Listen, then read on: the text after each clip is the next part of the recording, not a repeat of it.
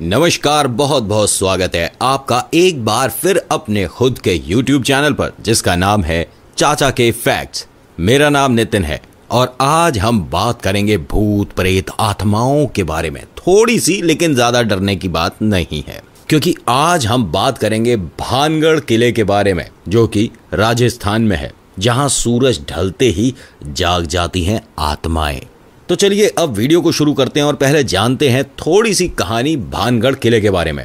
पुराने किले मौत, हादसों, अतीत और रूहों का अपना एक अलग ही संबंध और संयोग होता है। ऐसी कई जगह जहां मौत का साया बनकर रूहें घूमती हों, उन जगहों पर इंसान अपने डर पर काबू नहीं कर पाता है और एक अजीब दुनिया के सामने, जिसके बारे में उसे कोई अंदाजा नहीं होता है, अपने घुटने टेक देता है। दुनिया भर में कई ऐसे पुराने किले हैं जिनका अपना एक अलग ही कलातीत है और वहां आज भी रूहों का वास है। दुनिया में ऐसी जगहों के बारे में लोग जानते हैं, लेकिन बहुत कम ही लोग होते हैं जो इनसे रूबरू होने की हिम्मत रखते हैं। जैसे हम दुनिया में अपने होने या ना होने की बात पर विश्वास करते हैं, वैसे ही हमारे दिमाग के कोने में इन रूहों की दुनिया के होने का भी आभास होता है। ये एक अलग बात है कि कई लोग दुनिया के सामने इसे मानने से इनकार करते हैं, लेकिन अपनी इन दलीलों से आप सिर्फ अपने दिल को तसल्ली दे सकते हैं, दुनिया की हकीकत को नहीं बदल सकते हैं। कुछ ऐसा ही एक किले के बारे में आपको बताऊंगा, जो कि अपने सीने में एक शानदार बनावट के साथ साथ एक बेहतरीन अतीत भी छुपाए हुए है। आज आपको अपने ही देश यानी कि भारत के एक ऐसे डरावने किले के बारे में बताया जाएगा जहां सूरज डूबते ही रूहों का कब्जा हो जाता है और शुरू हो जाता है मौत का तांडव। राजस्थान के दिल जयपुर में स्थित इस किले को भानगढ़ के किले के नाम से जाना जाता है। तो आइए आज इस वीडियो के माध्यम से भानगढ़ किले की रोमांचकारी सैर पर निकलते हैं। भानगढ़ किला एक शानदार अतीत के आगोश में। भानगढ़ किला 17वीं शताब्दी में बनवाया गया था। इस किले का निर्माण मान सिंह के छोटे भाई राजा माधो सिंह ने करवाया था। राजा माधो सिंह उस समय अकबर के सेना में जनरल के पद पर तैनात थे। उस समय भानगढ़ की जनसंख्या तकरीबन 10,000 थी। भानगढ़ अलवर जिले में स्थित एक शानदार किला है, जो कि बहुत ही विशाल आकार में तैयार किया गया है। चारों तरफ से पहाड़ों से घिरे इस किले में बेहतरीन शिल्प कलाओं का प्रयोग किया गया है। इसके अलावा इस किले में भगवान शिव, हनुमान आदि के बेहतरीन और अति प्राचीन मंदिर विद्यमान है। इस किले में कुल 5 द्वार हैं और साथ साथ एक मुख्य दीवार है। इस किले में बहुत ही ज्यादा मजबूत पत्थरों का प्रयोग किया गया है, जो अति प्राचीन काल से अपने यथास्थिति में पड़े हुए हैं, यानी कि टस से मस नहीं हुए हैं। क्या आपको पता है कि भानगढ़ किले पर काले जादूगर सिंधिया का शाप है? भानगढ़ किला जो देखने में जितना शानदार है, उसका अतीत उतना ही भयानक है। आपको बता दें कि भानगढ़ किले के बारे में प्रसिद्ध एक कहानी के अनुसार भानगढ़ की राजकुमारी रत्नावती, जो कि नाम के ही अनुरूप बेहद खूबसूरत थी, उस समय उनके रूप की चर्चा पूरे राज्य में थी और साथ ही देश के कोने कोने के राजकुमार उनसे विवाह करने के इच्छुक थे। उस समय उनकी उम्र महज 18 वर्ष ही थी और उनका यौवन उनके रूप में और निखार ला चुका था। उस समय कई राज्यों से उनके लिए विवाह के प्रस्ताव आ रहे थे। उसी दौरान वो एक बार किले से अपनी सखियों के साथ बाजार में निकली थी। राजकुमारी रत्नावती एक इत्र की दुकान पर पहुंची और वो इत्रों को हाथों में लेकर उसकी खुशबू ले रही थी। उसी समय उस दुकान से कुछ ही दूरी पर एक सिंधिया नाम का व्यक्ति खड़ा होकर उन्हें बहुत ही गौर से देख रहा था। सिंधिया उसी राज्य में रहता था और वो काले जादू का महारथी था। ऐसा बताया जाता है कि राजकुमारी के रूप का दीवाना था और उनसे बहुत प्रेम करता था।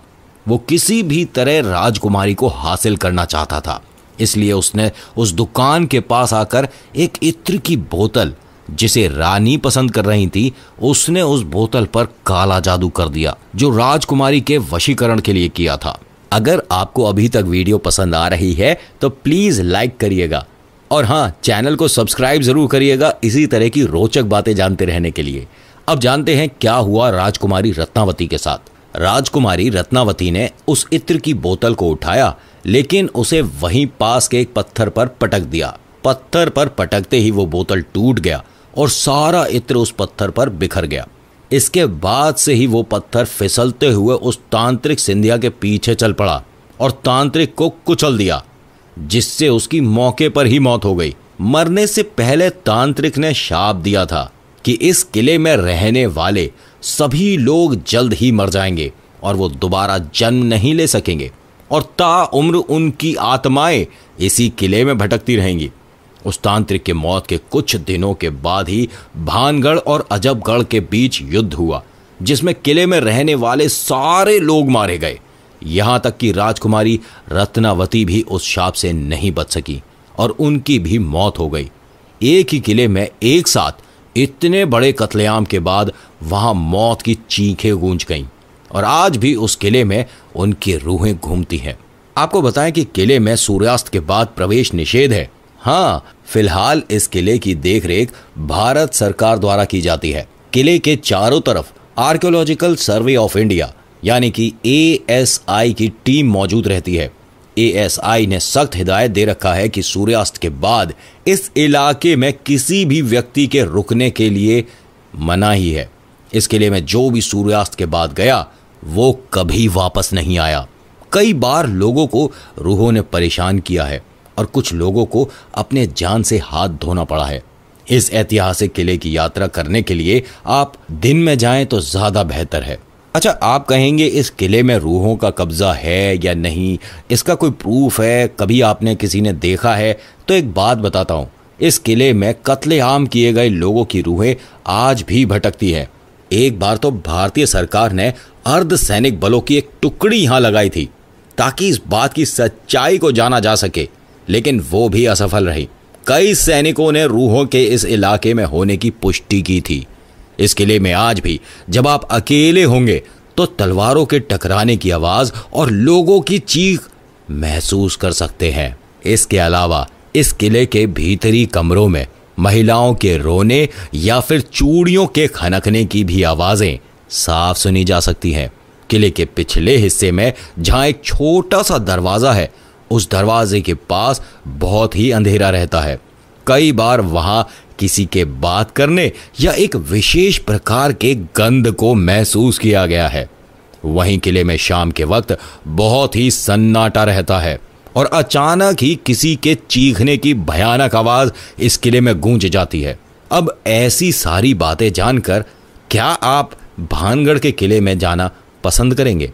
अच्छा, इसके साथ साथ एक कहानी ये भी है कि भानगढ़ किले के रहस्य को जानने के लिए हमारे भारतीय कुछ न्यूज़ चैनल वाले भी वहां पर गए थे और जब वहां पर वो शूट कर रहे थे, जो एंकर खड़ी हुई थी दरवाजे के सामने, तभी कैमरामैन को उस एंकर के पीछे से जाती हुई कोई महिला दिखी जो कि उनके साथ वहां नहीं आई थी। उसके बाद कैमरे ने काम करना बंद कर दिया, उनकी गाड़ी खराब हो गई, पैदल उन्हें करीब 1.5 किलोमीटर का रास्ता पार करना पड़ा और उसके बाद उनकी गाड़ी अपने आप स्टार्ट हुई। ये सब सुना है हर किसी ने, वही आपके साथ शेयर कर रहा हूं। अब आप बताइएगा, क्या ऐसी बातों के बाद भी आप वहां पर जाना पसंद करेंगे?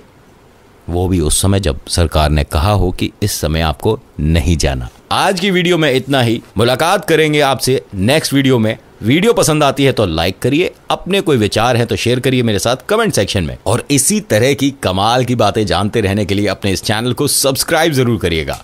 वीडियो देखने के लिए शुक्रिया। मेरा नाम नितिन है।